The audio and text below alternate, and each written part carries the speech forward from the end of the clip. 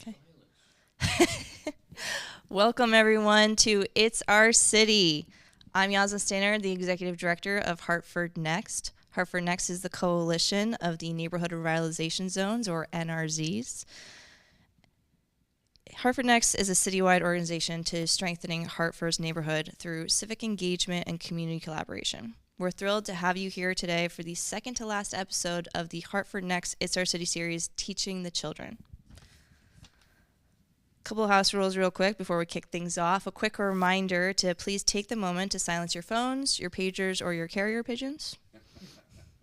Also, this event is being live streamed, so we encourage you to share your questions in the chat. We'll be collecting them throughout for the Q&A portion later on. And before I hand it off to our host, mark your calendars for our final episode of It's Our Cities on May 3rd at the Downtown Library in Hartford, where we'll be talking about boards and commissions. It's a great way to get involved and make a real difference in your community, so come out, learn, and take the next steps in civic leadership. With that, I'll hand it off to our host, Matt Larson from WICA, who will introduce our special guest today, Superintendent Dr. Leslie Torres-Rodriguez. Enjoy the discussion. Thank you, Yasna. Good morning, everyone. My name is Matt Larson, and I am a Vice President of the End Civic Association, WICA NRZ, and as such, I'm also a representative of the West End on the board of Hartford Next. So thank you for tuning in today on this cold, snowy, dreary, wet day. So I will be hosting today's episode of our Hartford Next It's Our City series. I have the honor and pleasure of interviewing Hartford Public Schools Superintendent and CEO, Dr. Leslie Torres-Rodriguez. Before we begin, I just want to thank the Noah Webster MicroSociety Magnet School and Principal Gus Jacobson for having us here live in the school's library. Noah Webster Micro-Magnet Society School, as you can imagine, has been named after the famous 18th and 19th century lexicographer Noah Webster, who was born in what is now West Hartford, but at the time was still part of Hartford. And the school here originally opened in 1901 as a neighborhood school, and as Principal Jacobson has pointed out, there are current students whose parents and grandparents even attended here. This is kind of an institution in the neighborhood. And so the school includes pre-kindergarten 3 through 8th grade. Like I said, it's a beloved institution, and also just wanted to quickly thank, again, Principal Jacobson and the staff here at Noah Webster MicroSociety Magnet School. Also from WICA last summer, I also serve on WICA's Architectural History and Resources Committee, and so the staff here opened up the school for one of our tours last summer, so again, really appreciate that. So with that, I'd like to turn it over to our special guest, Dr. Torres-Rodriguez.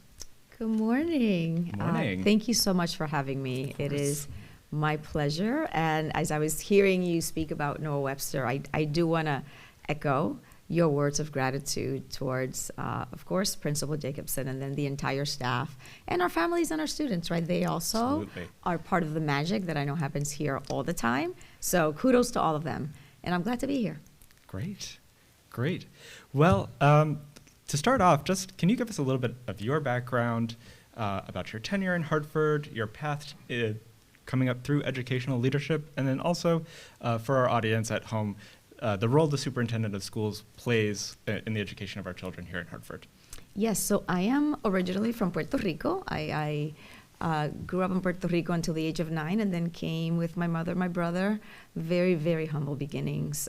We lived on Park Street in a very tight one-bedroom apartment. There were 8 of us in that space, and I was mentioning earlier that I was just admiring the books all around us, and I said I love libraries. Right? I don't know if you heard me say that, softly to myself, and I lived next door to the Park Street Library branch. Wow. And it was such a safe space for me in so many different ways. There was a lot happening in the city in the late 80s, early 90s, especially in that neighborhood. And the library, a community-based resource, was so meaningful. Not only did I fall in love with reading, I felt like I almost had the space to myself. And I think that, truly did inform my passion for learning and inquiry and curiosity. And it also was then when I began to see that while my mother, worked 2 jobs many a times, that the community was there and there were resources in the communities for my brother and myself to lean into. And that actually has informed how I lead, to your question about education and how I came into education. My first teacher in the fifth grade just happened to be a Latina teacher. I think I was lucky. It wasn't the experience that my brother had. But in that moment, Matt, I saw her. I felt a connection. I felt, wow, she happens to understand my language. She sees me in a different way, I think. And I said, I want to be an educator. That first day. Fast forward, I went wanting to become a teacher, and halfway through my college journey, my scholarship funds ran out, and I didn't have additional funding. And I always worked. I started working at the age of 14 to help, family pay bills. And I ran out of money, and I thought, I'm going to have to pause, go back to work, and then come back a year later. And it so happened that I met a professor from the UConn School of Social Work at a community organizing event in Hartford. I was always into community and advocacy and working with others. And that professor said to me, we always see you at these events. What are you aspiring to do? And I said, well, I do want to become an educator. It's on pause right now.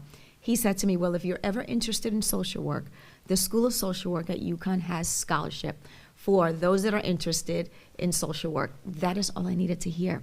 I felt like that's my ticket. So I veered a little bit from education, but got my undergraduate in human development, family studies, went on to an MSW, Master's in Social Work, and started teaching at Capital Community College, spent 7 years at Capital Community College. And so I guess I was able to bridge both worlds. Absolutely. We talked about Manchester. Right. And so I was an assistant principal in Manchester in the freshman center. Always had a passion for high schoolers and making sure that we worked in service of them with our educators, our families, our community.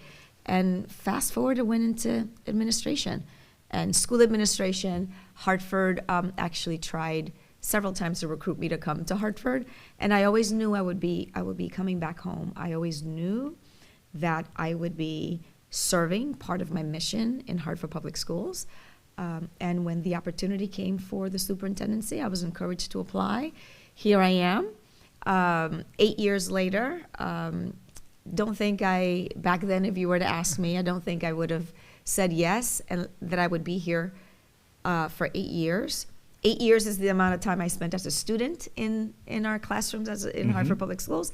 8 years is what I will have served as superintendent, and couldn't have been a better time, I guess. Everyone says you're at the right place at the right time. And at that moment, we worked really hard to the role of the superintendent. A primary goal is to operationalize, make the policies of the Board of Education come to life, if you will. Okay. Making sure that that I create a vision in partnership with community, identify how we're going to get there, what our strategies are going to be, what our programs, how we're going to use the resources. And I think specifically for me and my leadership perspective is that none of the work can happen in isolation, right? Oftentimes people think the leader is the person that makes everything happen. That could not be farther one from the truth, nor that is very far from my philosophy in leadership. Right. Truly is working alongside and with and learning with others, but especially our community, including our families, but also our young people, our students. I might maybe just ask you to elaborate on that a little bit. We might get into it later in the discussion, but do you have like a specific example of a specific decision where someone thinks that, it's you operating in a vacuum, but really you have a team behind you that makes something happen? Oh yeah, so many examples. So I really do believe that is part of, at the core of how I try to show up as a leader. a big example is when we had to right-size our district early on in my tenure, which is why I didn't think I would be here 8 years after, because the research does not support, first of all, superintendent longevity to be 8 years. Certainly not for females. Certainly not for females of color. So I need to, emphasize that. Absolutely. But my charge coming in was to consolidate our school system, to right-size and to consolidate and close schools. And so I was not going to do that in isolation, because obviously it was going to impact our community. And so I thought, we have to do this in partnership and have our community inform the thinking, the decisions. But for a while, and still till today, people think, well, superintendent, you close schools. My job was to engage and truly, truly listen to what the community was saying. They had a vision for the school system, what their dreams and aspirations were for students, for our educators, for families, for industry. And my job was to go to the Board of Education and say, okay, here are all of the themes, the voices, and what they are saying they want to be the experience, so that we can deliver on our promise to do right by each and every one of our students. But it was up to the Board of Education to then make the decision. The policy rests with the board. So that's an example. I see. And so I feel like what you're alluding to kind of then is a great segue into the next question. So you've recently announced that Hartford Public Schools will undergo a leadership transition with a new superintendent search ongoing for the next academic year. What are some additional accomplishments that you're most proud of during your time as superintendent? I think, we as a community have accomplished so much. Someone asked me the other day about your legacy, and I have a very, I guess, perhaps it's a non-traditional definition of legacy. People think of legacy as fixed things, and that's fine. We will have, by the time I transition, there will be 8 new facilities or updated facilities. Yes, that is great, and those were, designed with our community. That's great. But truly is the way, the how. I think that's what I will anchor leadership in, how we approach the work that we have done, which has been informed by so many other voices. Example, we have our student success centers at our comprehensive high schools, which I heard across the city early on in my tenure when I engaged community. They said, our high schoolers need a lot of support. We need what is called wraparound support. So students that have supports before school, after school, during school, ways that they can connect their learning to industry. So those success centers have been in place. We started with 1, we now have 3 at our comprehensive high schools. That's and great. Our students have been able to, some get back on track. And you see year after year, slowly but surely, our graduation rates increasing. But that is directly connected to the work that the centers have allowed our students in partnership with educators to do. Great. So one thing that I think you hear a lot of as well is the achievement gap. So I'm wondering if you can, give us a bit more information. What is the achievement gap? How does it correlate to student preparedness for job career readiness? I think you're kind of going along that track with these student success centers. So I'm curious how those interconnect or work together. Yes, and this is I love this question all the time, because it gives me an opportunity to expand when we talk about gaps in education. So achievement gaps refers to very specific measurable differences in academic performance. Usually they're measured by test scores, standardized test scores, the SATs, for example, at the secondary level. What graduation rates is another one. What I always like to balance the conversation with is opportunity gaps. Okay. So we have achievement gaps, right? They measure student outcomes. And oftentimes it's easy when we think about achievement gaps to focus the problem on the student, right? So that the responsibility is on the student. When I think about opportunity gap, we're talking about access. Whether or not all students have access to the resources and the learning conditions. Those are 2 very different things. Right. Both of those happen in the school environment. So the measurement then, or the blame, for lack of a better word, or the focus, is one on the student, Whereas the opportunity says, wait a minute, what is happening in the system? What is happening in the environment so that the student can or not access the conditions that have to be true for students to achieve, right? Those measures. Right. For example, access to high quality teachers on a regular, every single day in every classroom, access to facilities, right, that are innovative, access to supports at all times. Right. That's the difference. And so I always encourage everyone, yes, we're going to look at those achievement gaps, but let's not forget the opportunity gap, because in communities like ours, we know that there are pockets of concentrated need, and so we cannot forget about the access or the lack thereof that students have. So we look at achievement gap and we look at, okay, learners, what's going on for the learner, what's going on for the family, okay, that's fair. But also in the opportunity gap, we think about, are there policies that we have to explore? Are there structures are there adult actions that we have to look at? So I always encourage us to look very holistically at what is happening in the ecosystem of the student's learning experience. Wow. So then I guess to that point then, what are some of the biggest challenges when you're looking at the student experience holistically? What are the biggest challenges that Hartford students face in closing the achievement gap, or also, in terms of the school system closing the opportunity gap? Yes, that is a wonderful question, because it allows us to think about context. And I always say context matters, right, because when we, looking at achievement is everyone is looked with the same pair of glasses, right? You put the glasses on and you're not considering the students, the barriers, right? The barriers that students may face.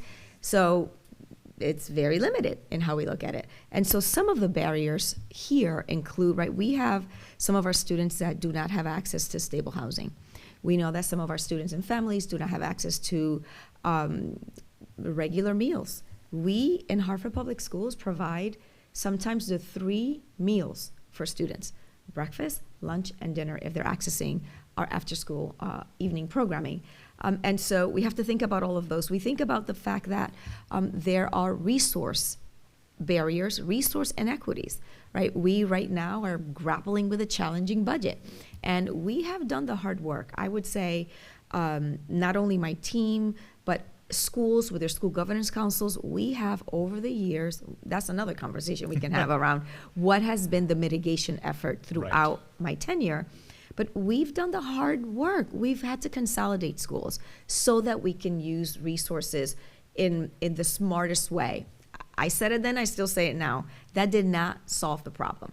Wow. Because the problems are sustainable, structural in nature, that don't allow for sustainability. They don't allow us to continue, right, to thrive with the limitations that we have in resources. Right. So resource allocation means if we don't have enough in our budget because of inflation, because of rising costs, because we have to do right by our staff and give them the wages that they deserve, so that, right, they can feel that that they're valued, that they're seen, and that they're coming in here to do the best by our students.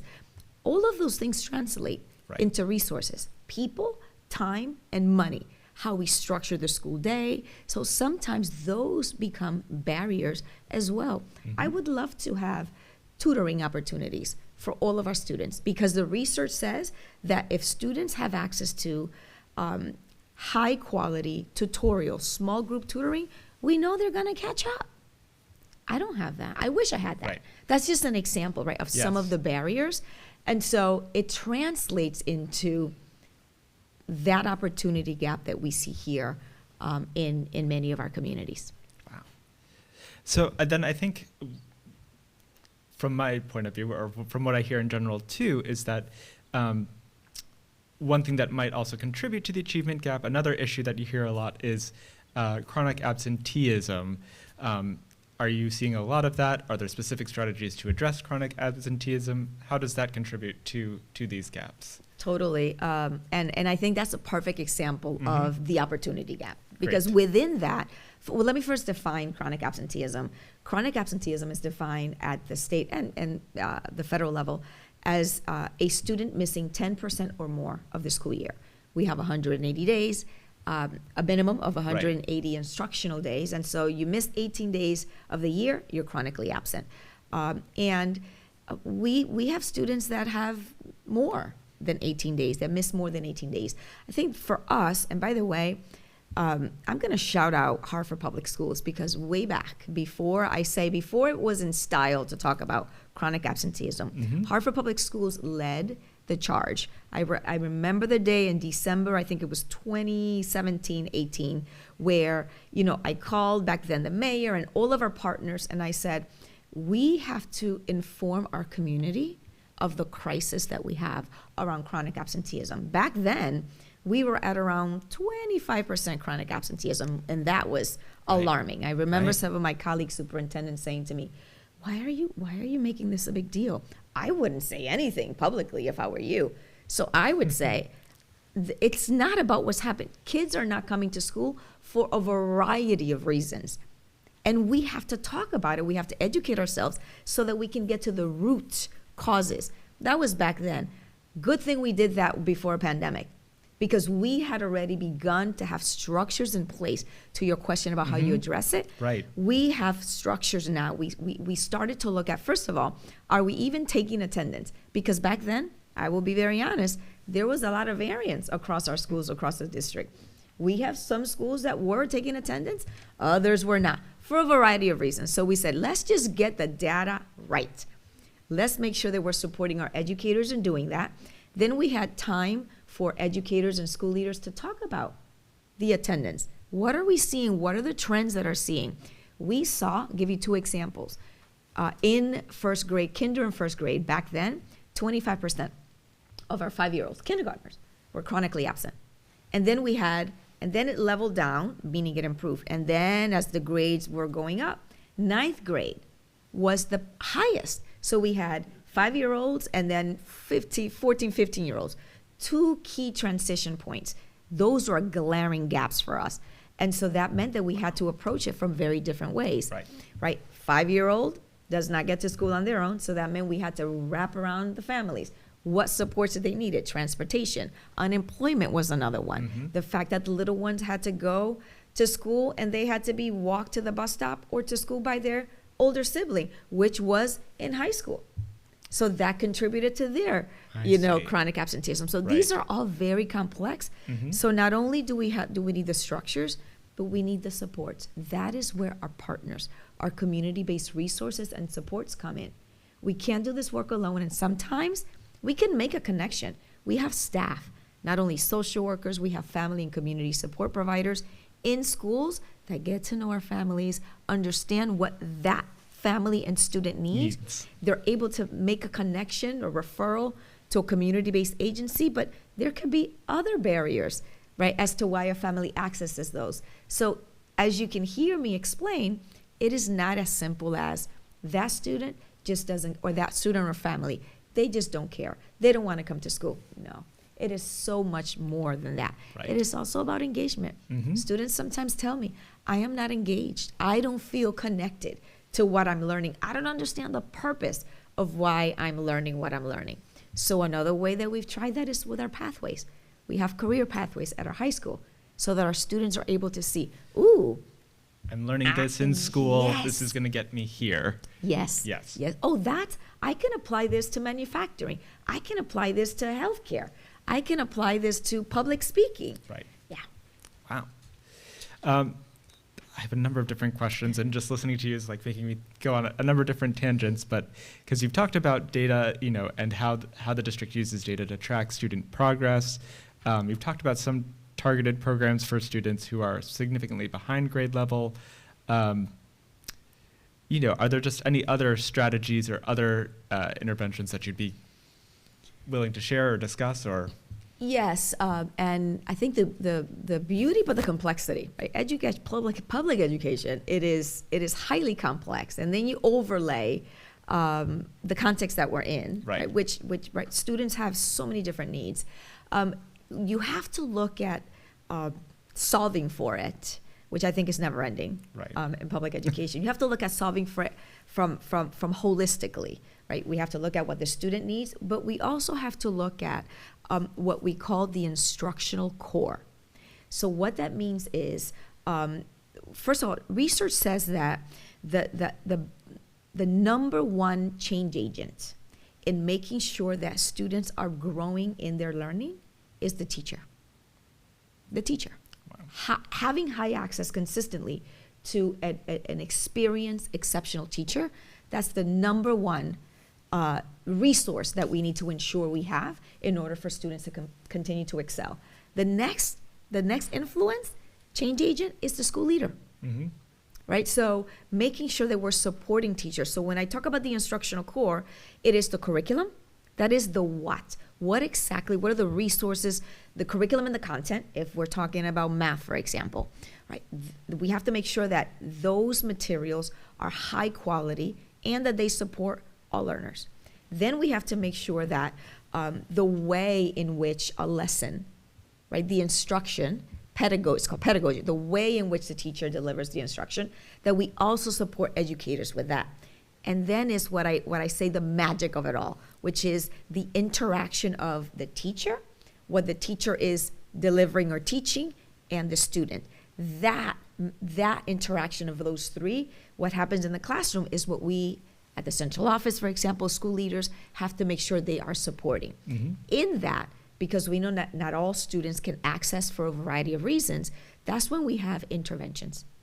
So if the majority of the students are supposed to be able to access the curriculum, the instruction, some students need more support. Mm-hmm. That's where the next level, what we call tier 2 supports, come in. Okay. That might mean students that need additional time, additional support in smaller groups. And then there are students that need even more intense support. That becomes level 3 support. Those are smaller one-on-one supports, but all of that requires resources. So I think I was going to transition then into a couple of different questions. You mentioned kind of the crucial role of the teacher in delivering instruction in the student's life. How is the district attracting and retaining high-quality teachers and staff? That is probably the pain point of the moment, and I think we might be in this moment for pain point for a long time, because not only do I see it statewide, I also see it nationally, that we have a teacher shortage, and it requires us to do a few different things. In Hartford, some of the things that we're doing, well, first of all, I'm excited that we do have a new teacher contract for next year, and while it doesn't get us on par with all of our neighboring communities, it gets us up. And I think our teachers deserve that and much more. So right. we're working toward that. So that's one, because we have to make sure that teachers are feeling like one that they're compensated, but that they feel and that they see and that they hear that we value them and that they matter. That's that. The other thing is the support that we provide for teachers that are already here. We have coaching. We have professional development. We have teachers that serve as mentors to new teachers. Mm-hmm. All of that is part of, right, the growth and development of the new teacher that we have so that we can retain them, but also the teacher that has been here that has expertise, that have this wealth of knowledge that they can share with others. Then we are working on the recruitment. We have incentives to recruit, especially in those areas that we call shortage areas. For example, bilingual teachers, special education teachers, math and science teachers. We have sign-on bonuses for $5,000 sign-on bonuses, for example, for those areas. We also have our Grow Your Own programs. We have many paraeducators in the district, and so we know that some of them are interested in becoming teachers. So we give them scholarships, for example, mm-hmm. to pursue and become certified. We allow them to do some of that work in our classrooms. We also have partnerships with our higher education partners, so that students that are student teaching, they come to Hartford Public Schools, do their student teaching with us, get compensated, get a stipend for that, and then stay on with us and transition without a problem. Right? Wow. They already know the system, they already know, our curriculum, they already know our policies, our procedures, our approaches. They're already part of the family. Mm-hmm. Those are some examples. Great. Oh, wow. And then I guess that's also then kind of leading to talking about the budget and resource allocation. You know, beyond attracting talent, what are some other big financial challenges facing Hartford Public Schools?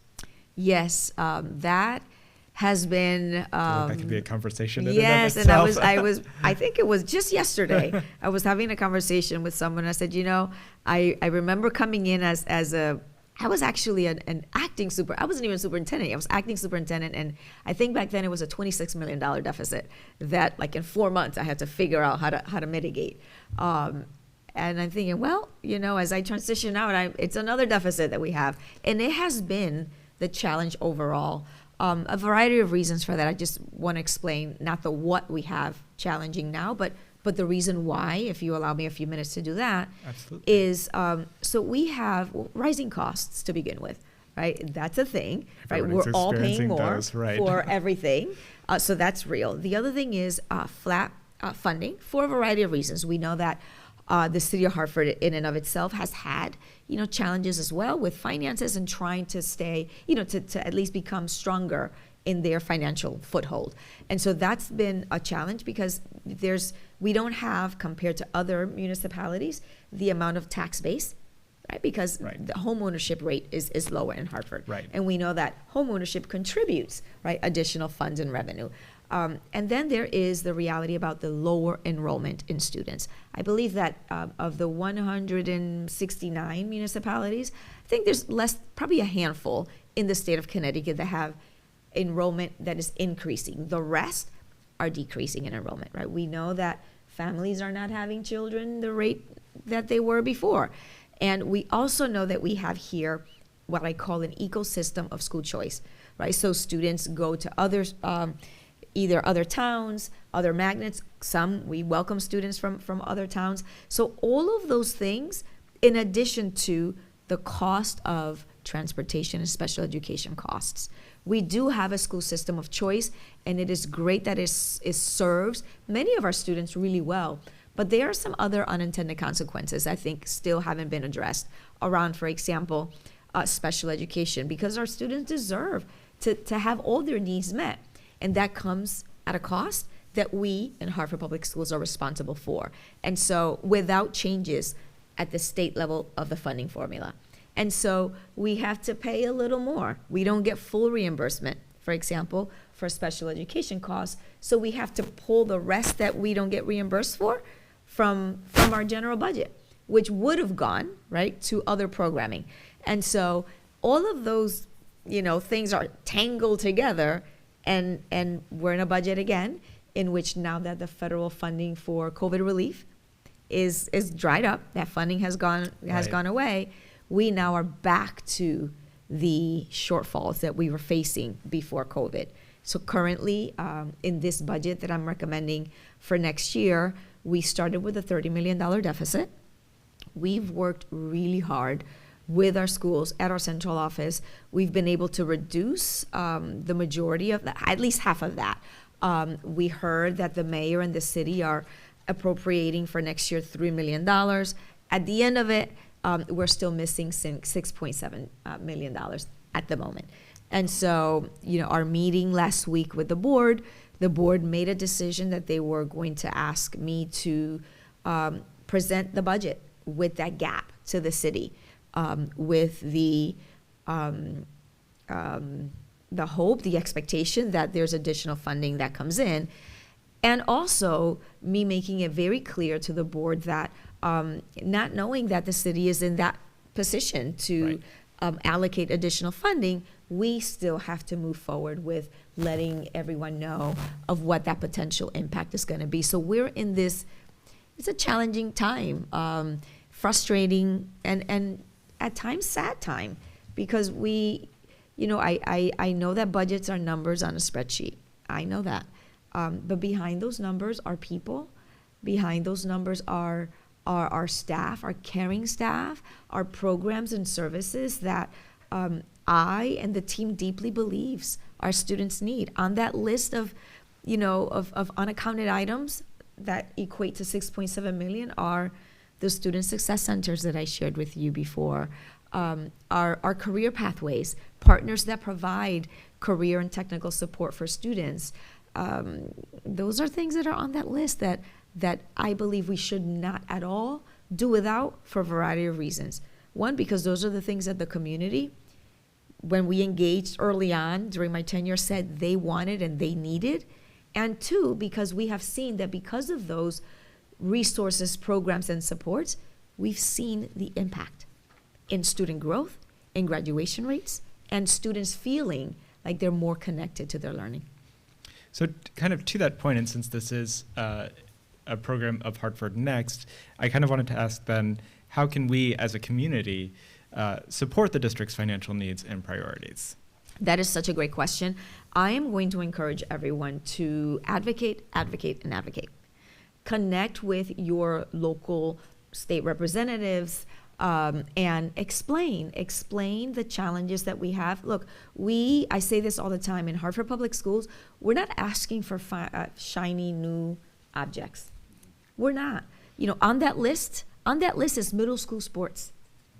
Middle school sports, which when I became superintendent, we did not have. Mm-hmm. There were less than a handful of schools that had middle school sports, which is, it's not even a given. It's just like a foundational structure and element and offering in many, many other communities, right? We are here to, yes, educate the student academically, but students are developing people. They are developing emotionally, they are developing psychologically, they're developing physically, and athletics and extracurricular sports are necessary for not only just physical development, but for feeling that you're part of a community, for problem solving, for communication, for self-esteem, health-related so impacts, many correct. Things. And we know what the state of mental health nowadays. And so we are not asking for add-ons. We're asking for basic foundational things that I believe our students are worthy of. That and so much more. So these are the things that I ask our community to, one, understand, get informed about, and advocate for. Specifically, we are advocating for the funding formula to include an added weight for special education students, given that is, that's an expense for us. It's a big driver for us. And so if we're able to get additional funding for that, that also frees us other resources to do all these other things that are foundational. They're not extra shiny objects. Can I ask you then to kind of maybe drill in a little bit more on that? A recent article indicated that 20% of students, I think not just in Hartford but across the country, are identified as requiring special education. So that seems high. Can you maybe give us a little bit more information? Like, what is the definition of special education? How do the categories break down? Yes, so special education falls under the Individuals with Disabilities in Education Act, and it is a federal requirement for schools to provide the individualized resources and supports that are determined by a planning and placement team at a school. Mm-hmm. And so there are 13 different reasons why needs that students might have that require special education services. They might have a learning disability. They might need speech and language support. They might need physical therapy, for example. And so creating a plan that supports that student, and that plan translates into, sometimes it is extra time and resources that students need to work with a speech therapist, to work with a math teacher. And there are times that students need, for example, a paraeducator to support the teacher or the student in the school. And so those translate into resources, and students are every year, at the very minimum, have a review of their plan where the parent, the guardian, the parent, the caregiver, sometimes the student, the teacher, a team, they come together to review the progress or not that a student is making.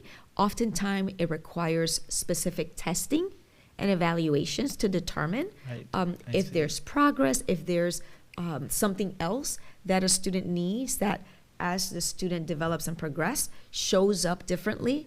And so it is a requirement that has to happen. The connection to the resource piece is, for example, Currently, we have about a total of 150 vacancies, teacher vacancies in Hartford Public Schools. About 50 of those are special education teachers. And so that means that those plans they're legal documents that have to be upheld. Without the teachers and the resource, the educators, we're not able to deliver those resources in a timely manner. Wow. So we then have to create what is called compensatory time. That means that when the resources are available, the student will get the resource. So do you begin to see when we talked about earlier that opportunity gap? Right. This is a perfect example. Right. There is a plan. There is a need. We, by the way, we have the funding in our budget for the positions. It's not that we don't have the money. I want to clarify that. It's just we don't have the people. We don't have the people. Here and in other spaces, right? Special education across the country is a shortage area. So are speech and language therapists, for example, school psychologists. All of those are part of the educational learning experience that students need, but specifically special education students, for example. Wow. Thank you for clarifying. Did I answer that? I yes, tried to did. hit as much as I could. No, and I really appreciate that you're giving such a full scope, because then I have like so many different questions or different areas that I want to explore a bit more. That's the educator in me. You know, there you go. I guess, I mean, one thing that I'm kind of curious then about, obviously, I personally, I don't believe that AI, for example, is going to replace humans. Is there, and I'm not suggesting that that should be the case necessarily in schools, but is there a way that the district does incorporate technology and innovation into learning, maybe not to replace those resources specifically, but in other ways to support students? Yes, and this is a topic I'm very, very passionate in myself. And I do believe that there are opportunities that we could leverage. First, though, technology, not only do we have pathways for our students, or we have our engineering and green technology pathway, we do have our one-to-one devices, which we were so fortunate that we were able to get with COVID funding. However, guess what? I don't have a strategy in the budget to sustain that, I just want to say. And we have, for example, AI 101 that we have provided for our educators. We have a group of, I'm so excited about this. We, in partnership with our colleagues at Google, we have a group that was exposed to how to use some of the tools to support their learning as adults and their practice. So we have about 36, I think it was 36 or 39 tools that our educators, there were social workers, there were teachers, there were school leaders that they developed to help them be more effective and efficient in their way of working. Mm-hmm. Lesson planning, for example. We have a tool that was developed to help students that are getting ready for the SAT, that I hear a specific school, a high school, is working with students to create an app for. So these are different things that we're doing. But I think that the piece here is having the opportunity to create time.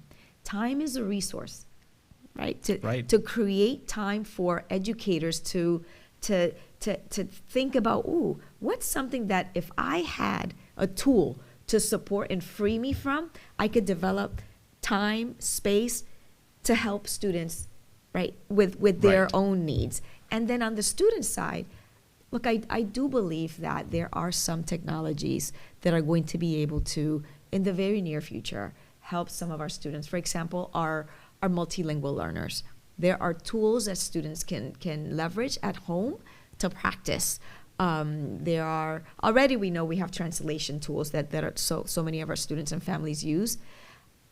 You're not asking me this question, but I will say that education, and I'm talking now about public education. Education has to, and I think it will. There's no choice but to change and evolve. Let's use the word evolve instead of change. We know that the system has been designed to, in a way, to still operate as if we were still in like the agricultural era. We are so far removed from that. Right. And so to think that all students And we were all students, everyone here, everyone watching, at some point or another, we were students. And it's still designed from a specific time in the morning to a specific time in the afternoon, by block scheduling, all students, having to kind of access in the same way. That is, first of all, that is not the human condition. And we have a ton of research. We've had it. It's not new research. We've had a ton of research around the science of learning that says that students learn differently, in different ways, that students learn in different paces, at different timelines, that they can access learning differently, and that they need to, at all levels, understand the meaning behind their learning. And if they can do that in a way that they can connect it to their world, magic happens. So it's hard to do that. Absolutely. Because we continue to do it the same way. And the last thing I'll say is that our educators, we often solve for the student, absolutely. But we also think about, remember earlier I said, that the change agent, the number one change agent that we have to make sure we're supporting is the educator, so that they could be at their best at all times. So we also have to solve for what is the condition that has to change the experience for the educator. Not all of them need to learn the same thing in their professional learning experience, right? How could we also personalize the experience for our educators? Absolutely. So that's what I mean by we've got to change it, and I'm actually excited about that opportunity. I've got a few more questions, and eventually, a few more questions before we take audience questions. And I think I will want to get to some other maybe predictions that you have for the future. Ooh. But thinking about, obviously supporting the educator, but also thinking about kind of the wraparound support for students, how does the district engage with parents in supporting their child's academic growth at home? Talking about freeing up time for educators to teach. Curious about your thoughts on that. Yes, and I always think that we can always do so much more. That's also, I talked about that's the educator in me, that's the learner in me. I'm always thinking, how can we get better today than we were yesterday? And how can we get better tomorrow than we were today? So in that space around partnerships with our families and caregivers and community, we have, for example, family and community support providers in schools. We have 39 schools, 2 specific programs. So that's a lot of opportunities for people to do things differently. First, I want to call that out. But the essence of having a family and community support provider in each of our schools is to be able to have, to be the liaison, right? That point person that can have time to connect and engage with the family, understand the family needs, especially when students are having difficulties. We talked earlier around chronic absenteeism. That is a key person.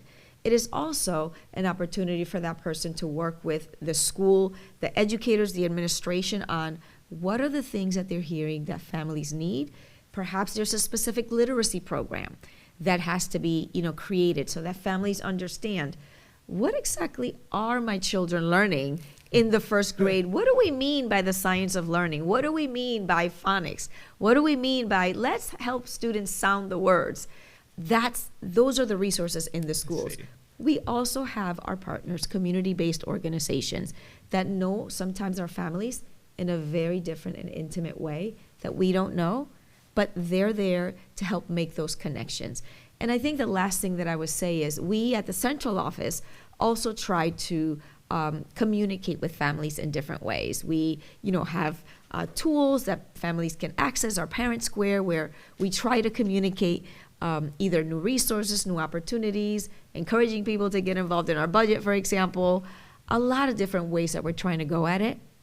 And I know that families are so busy. There's a lot. Right. There's a lot going on in the world, in our communities, right? And so to the extent possible, we're always thinking about how do we make it easier, more accessible for our families and our caregivers. That's great. That's great. And in addition to, obviously working with parents, with working with communities, with working with budgets, what are the biggest challenges and opportunities you see in the district in the next 5 years? In the next 5 years. So, and this actually is informed, we just finished a strategic planning process. And so it's going to be ready for the new leader, right? The next innovative leader that comes in to make that come to life.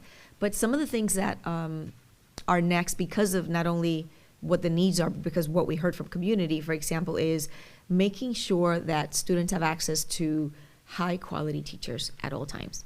So that means that we have to focus on how do we recruit, how do we support, and how do we retain. That is not going to change. Also, opportunities for students to explore careers, what the industry needs are. Right? We talked about technology and AI. There's manufacturing. There's so much around that. Right. And so, how do we continue earlier on, not just at the high school level? I believe this is a recommendation that I'm leaving behind, by the way, is expose our students earlier on to the various industries and various, opportunities in work, so that they can begin to think about, right, what they might like earlier on. The other piece that I will say is there is a need to get better at the personalization of learning. You talked about special education students before. We have 26% of our students are considered multilingual learners. We have over 80 languages in Hartford Public Schools. That's great. And so that's outstanding. Yeah. And some of our students come with, some do not have any exposure to schooling. This is the variety of needs that we have, right? Some students have had interruptions for several years in their schooling for a variety of reasons. Other students have added levels of needs. And so personalizing the instruction and the support for students is a must moving forward, and leveraging technology potentially. You're not hearing me say replacing the educator, but leveraging technology to help with that personalization as well. And then a pain point that we have is the funding, the resources. That's still true, because personalization of learning, it does cost more. It just requires either more people, more time, or more money. We cannot get away from that. That is just what it is. Right. So that's a barrier that must be solved for. That could continue to require how you address the budget that we have, although we've tried really hard over the last 8 years, and a total mitigation over by the time I transitioned, I think it's $150 million that I've had to mitigate. Wow. Just pause on that number. Over 9 years. Over 500 staff members at the school and central office sites. Right. So that still has to get solved for, but because it is a structural issue, that requires added intervention and support at the city and at the state level. Those are some of the things that from now until 5 years. But I can't end on that sour point, because there's so much hope. One opportunity. And yes. Instead of a challenge, what's an opportunity in the next 5 years? I think on the other side of all of those things that I just said is the opportunity. Right. When you personalize learning, students will find and feel and see that they are capable, that they are adults, that there are systems, that there are structures and resources to support their dreams, and that they can actualize on their dreams. When you work in partnership with community, we all understand that we're in it together, not one person. It doesn't matter. You can get Superwoman, Superman, whoever to come in as a superintendent. We just talked about how it's not about one person. It is not only about the leader, but we know that the most important change agents, the research has confirmed this over and over again. I'm going to test you. What did I say? Were the change agents? The teacher. Followed by the school leader, right? And then all the other conditions. So in the next 5 years, the opportunity is to continue to pour into our educators, so that they continue to be outstanding and continue to elevate, right, their practice, and also on the leader, because they're the little agents of their school communities. Right. So on that note, then, what's next for Dr. Leslie Torres-Rodriguez? Oh, great question.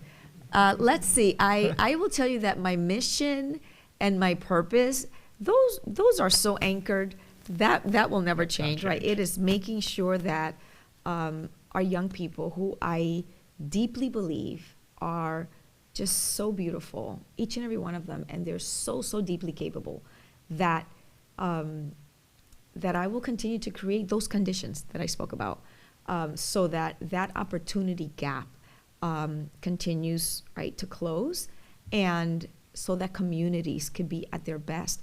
I deeply believe that it is our young people that are going to solve for the problems, not only that we're facing in our schools, but right in our broader community and the world. And so I have a passion for building capacity in other people. We've had 4 of the people that have been in my senior leadership team have gone on to become superintendents. And I've been very intentional. The minute they say to me, I aspire to be a superintendent, I say, well, you got to give me at least 4 years. We need stability in the district. And then during that time, I'm going to pour everything that I know, good and the pain points. So they've gone on to be superintendents. I have a passion for leadership capacity building at multiple levels. And so I will be devoting time for that. That's great.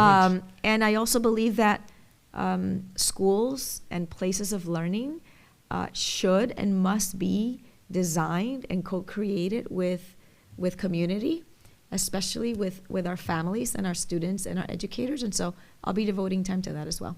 That's great. Well, we look forward to seeing your next steps. Yeah. On that note, I think we'll transition to audience questions, whether from folks here in the audience or joining us online. And please, before you start your question, introduce yourself. I'm Susan Lennon. I live here in the West End. Whoops. And I have 3 questions for you. I'll let you sort them out. But first, I just want to tell you how grateful I am for everything you have done. My husband and I do not have children, so I don't really have firsthand experience in the school systems. It's what I read and what I observe. And for me, education is probably the most important social institution. So I will just leave it at, I am extremely grateful for all you have done. So my 3 questions are, the Student Success Centers are a new concept for me, and I would love to hear you talk more about them and who those students are. What's the profile of them, and how do you measure success? The second is to the point of resources. I have the great joy of reading at the Parkville School every Monday through Read to a Child, and it is truly a joy. And I think about this in conjunction with that program, but also just in terms when you talk about community resources. How do we engage more people, especially people like me who are retired and have time? How do we engage more people in broadening the resources that you need? And the third is, you mentioned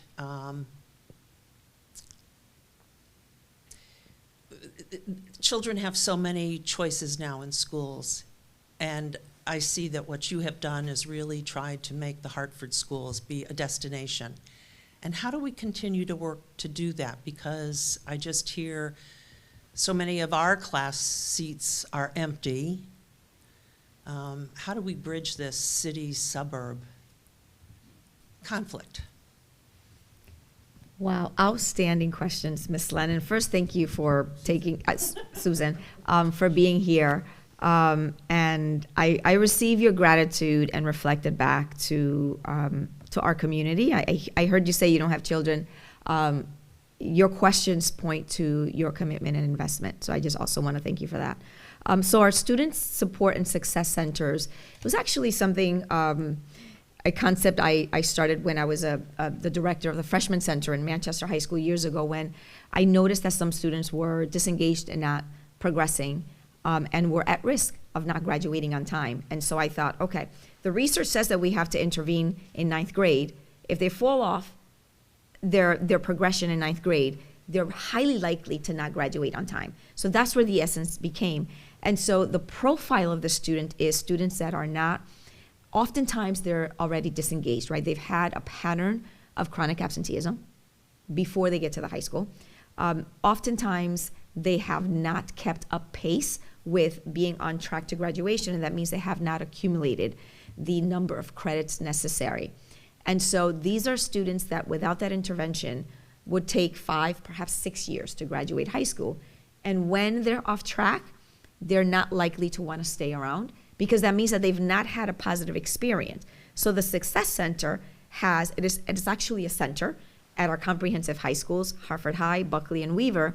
They have additional resource teachers, they have tutors, students use technology to get back to their coursework through a platform, but also with their tutoring and the resource teacher supporting them. So there's a lot of support. We get them back on track, and we've had hundreds of students that have been able to graduate on time if it weren't for the success centers. So that's an example of the profile. The one thing that the surprise there for us has been the way that the families have responded to this intervention. We thought these are the students that have already been disengaged, which most likely mean their families have lost connection to the schools. They don't want to deal with the school. The way the families have responded, families have felt that they're now being heard, listened, and understood. So we're now tackling, yes, the student, but again, to my point earlier, that ecosystem. Your question about reading to a child and how the community can support, this is an area of opportunity. How can we leverage volunteers? How can we get more volunteers into our schools? That is an opportunity for the future. And one recommendation that I'm going to make to the new administration. And for that, we need resources. And let me explain. Resources are our community, right? Our assets. You are there. You have the passion. But there's also all the back office stuff, right? We have to get the background checks done. We have to have someone to organize the logistics of welcoming you when you get to the school, while we are saying, ooh, we don't have enough resources for some of the supports. So yes, we want to continue to open the doors, and we have to find a way internally to make that happen so that it's faster for you. The minute you say, I want to read to a child at Parkville, not just on one day, I want to read 3 days a week. So how do we make that happen? So that's on us as well. And the third, the issue of choice. That is a prickly one. And let me say that, yes, we have tried to make our choices appealing. But this is, earlier I talked about, we will have, at the end of my tenure, there will be 8 new facilities, beautiful, innovative facilities.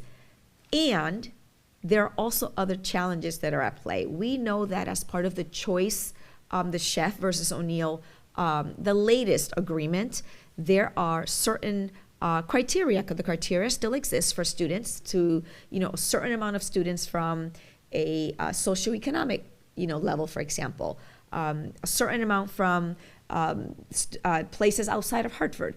And so while we have empty seats, we know that sometimes we are not attracting the right number of students for each of those criteria. So as much as we want to change that, it's more complex than that, right? Hartford Public Schools is not a party, although we get sometimes to inform how those agreements should be. It is more complex than that. I am hopeful, though. I do remain hopeful. I think by now, the challenge around resource, yes, is a Hartford. It is a disproportionate issue for Hartford Public Schools. But I think by now, this issue of resource is also impacting others that operate within the ecosystem of school choice. We all serve special education students. We are now serving multilingual learners. So it's, yes, making our offerings more attractive, Susan, but it's also tending to the resource challenge that has to be solved for at the state level. Thank you. You're very welcome. You have another question here? Hi, Miss. Good morning. I am one of your old parents, which you remember quite well. I have served for 9 years at Mary Hooker voluntarily and 2 years at Parkville, PTOs. And I have 2 talented students in the school system which graduated from here. Right? They are at college. I dropped one at college this morning to do his stat, and I am here to go back and pick him up at 11:45. That's why I'm sorry I took the mic earlier than I came. However, let me say thank you for doing all you have done for the years. However, as a strategic person, and I'm an international around the world. I have traveled and taught, right? And things. So I was able to change some of the things in Hartford Public Schools, like the Renzulli Academy was done by me for my first son at age 4. They had nothing to offer him, and things. So apart from that, I am looking at ways of which you could implement some things. One of the first thing I'm going to ask, the roles and function of our talent management part of the office. Have they ever been evaluated? And I am looking to request a demolition of that so that you could save some money in the system. Another one is, we have students in high school which give advanced placement, like going to the college and take up courses. However, from my experience, is that though the courses are being offered, the children, when they go to UConn, it's not accepted. I am giving my son experience. He is a talented and gifted student, and he did courses at UHart and did courses at Science School, University of Hartford Science and Engineering. However, the courses that he took from Hartford University is not accepted at UConn. So it's a waste of time and waste of our dollars to educate those children when they take those courses. These are, oh, sorry. Another one is that the children, when they take those courses in high school, advanced placement college courses, the curriculum that they take in high school is not the curriculum that they have in the colleges. So there's a repetition of taking the course.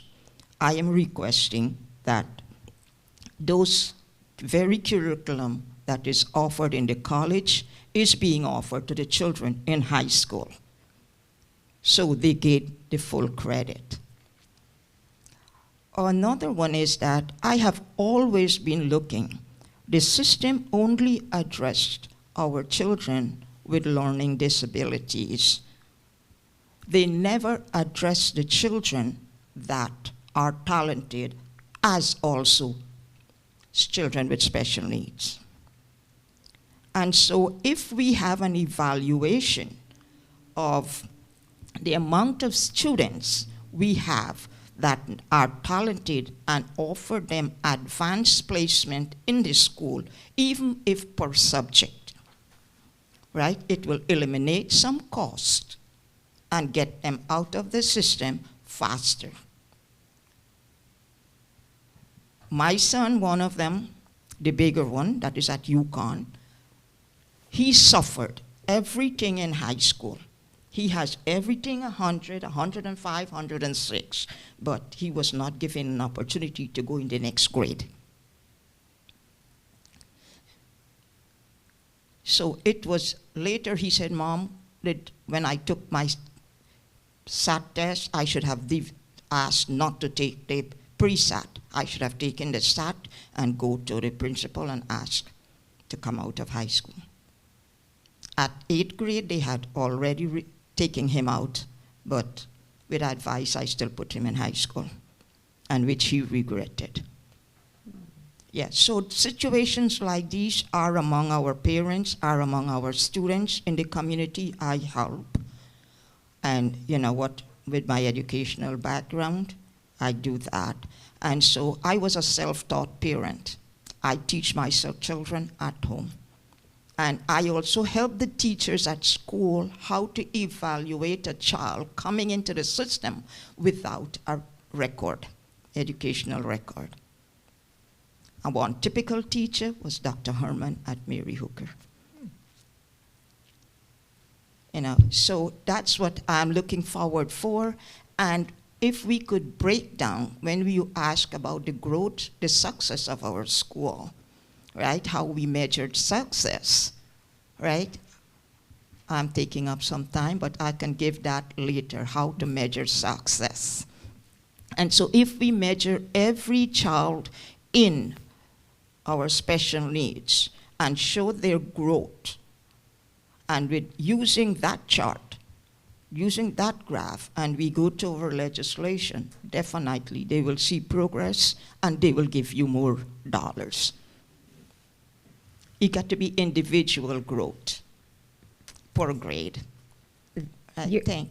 Go ahead. Yeah, there's a lot that I'm taking notes on because I want to be able to respond. And I think some of these comments connect to some of the questions that we've discussed around talent management.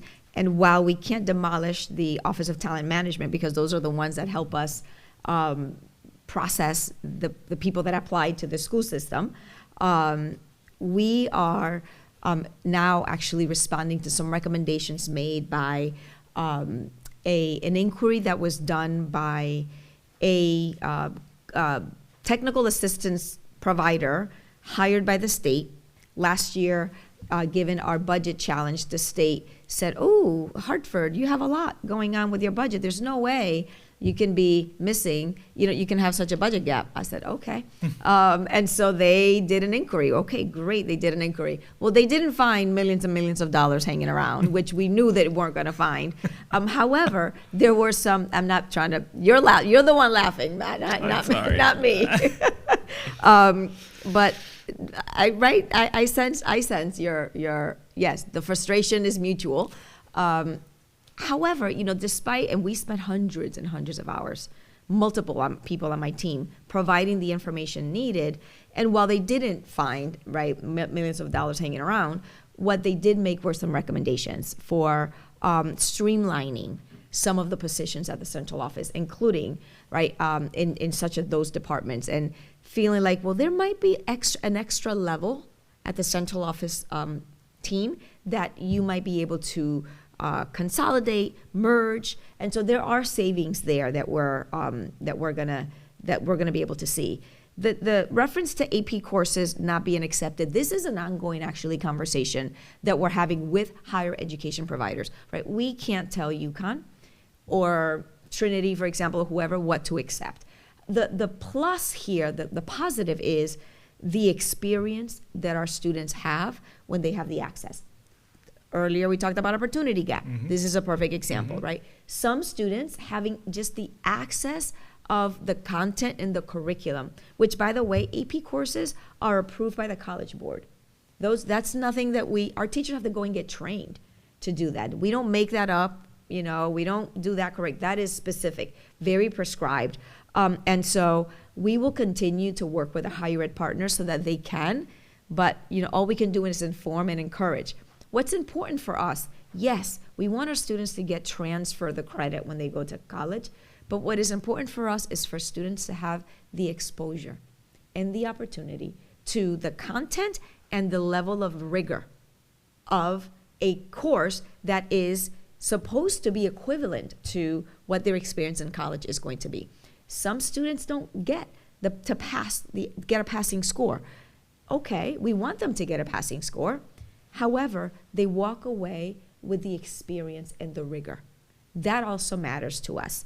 In terms of measure of success, you talked about growth. That is another connection to the opportunity gap, because oftentimes we hear proficiency. Students are reading on grade level. Yes, we want all of our students to read at grade level. Absolutely. We also know that I talked earlier, 26% of our students are multilingual learners. They have English. They're learning English as their second language. The tests are administered, guess in what language? English. Right. Yeah. So right, these are all of the things that we have to keep in mind.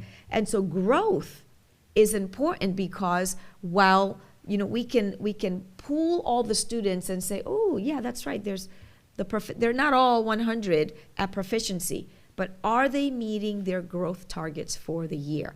That is an opportunity measure versus achievement gap measure, which is, okay, all the students thinking that they're all learning at the same time, in the same way, getting all of their resources. Right. So it is, I agree with you around a growth measure. So we have a quick question online. Of the total city budget for the city of Hartford, approximately what percentage is for Hartford public schools? I'm going to have to owe you that. I don't know what percentage of their budget is ours. What I will say is that for next year, I said this a little earlier, that we did get word that we are getting an additional $3 million for next year from the city. They also actually pay for our crossing guards, which is about $1 million. So there's, there are other ways in which they're supporting. I want to also highlight that. The challenge that we have is we not only did we approve a that the board approved a teacher's contract, right? Our paraeducators, our secretaries, we have 12 bargaining units. And we want to make sure that we're doing right by all of our staff members. And so the gap is there, and we're hopeful that our partners at the city are able to see. I'm looking forward to presenting our budget so that they understand all the nuances. And I'm also hopeful that perhaps there are other funding streams that we can look into. Right, our community schools. We didn't talk about community schools today, but community schools are it's something that I wanted to expand, and we've been able to expand during my tenure from 7 community schools to 13 community schools with wraparound supports. However, they're on that list that I talked about of 6.7 gap. So I'm hopeful that also, in partnership with the city, we're able to identify other funding streams. But it is, yes, city. But it's also, the revenue, the money that comes in, also comes from state allocations as well. And this one's from me personally, Frank Sentner, Soto NRZ, and also program co-chair for the program committee for Hartford Next. I'm aware of, in the category of technology, a technology that was developed actually by a Connecticut educator. That's called Behavior RTI. And I believe there was a pilot program with 4 schools which helped to do the paperwork necessary for, referring students for the counselors, school counselors. And you were talking about getting time back as a resource. The amount of time that teachers have to take to actually fill out the paperwork to refer a student to get a school psychologist to speak with them is, pretty onerous. And this school psychologist created the software himself. Philip Medeiros, yeah. It's called Behavior RTI. I will be certainly looking into that. Intervention is part of, the system that we have to make sure that we're staying true to. It's the way that we are able to use the data. We talked about the data, not just absenteeism data, but behavior data, for example. Sometimes students, right? Sometimes when, for a variety of reasons, behavior shows up in schools, and so we want to monitor that and support that. But having tools to take things off the plate, if you will, from our educators is always welcome. So thank you for sharing that. And now we'll hear from our co-chair, Hartford Next, Marion Griffin. Well, thank you, Frank. This has been fabulous. I have to confess, I'm a former educator. I taught for 12 years, but I moved on to educate in the boardroom because there's always teachable moments. But I found this to be very informative. I hope you did as well. I learned a lot of things about the educational system in Hartford, even after, like Susan, reading a lot, keeping engaged. And by the way, I'm a grandmother.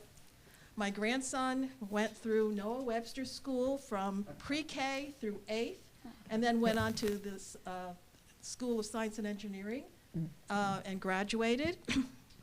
I felt that Noah Webster was so welcoming. They called it MicroSociety. It is really helpful for the children to be able to work together and in a community within the school. So I'm very grateful that he was able to have that experience here. But what I'd like to do too is thank you both Dr. Leslie Torres-Rodriguez for being here and sharing this with us, for our host, Matt Larson, and also for Principal Jacobson. This is a lovely space, and if anybody has the opportunity to volunteer and support the students at this school and any of the schools in Hartford, please go ahead and do so. So I am board co-chair for Hartford Next, as Frank said. I want to thank Yasna, our executive director, for introducing us to this program. And I'd also like to thank our funders, the Hartford Foundation for Public Giving, as well as LIST, the Local Initiative Support Corporation. I'd also like to thank our program committee, Frank and Jack, for helping us to pull this together, and most importantly, to our dear Stan. I always call him Stan, the man who does our, whose Light Source Productions has helped us to do this. But I can't help but not give a plug to the NRZs.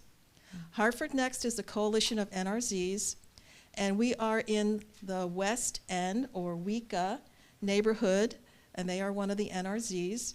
But really, the neighborhood associations are the way that you, as a resident, can engage with and improve the quality of life in your neighborhood. Look at your schools, look at the organizations, raise your hands and do some things in your neighborhood. And as you heard, if you were here at the beginning, we have one more in this 12-part series of introducing everyone to the city services. It's our city. So the last one, please come and join us. This is going to be the celebration. It's get on board. We will have food.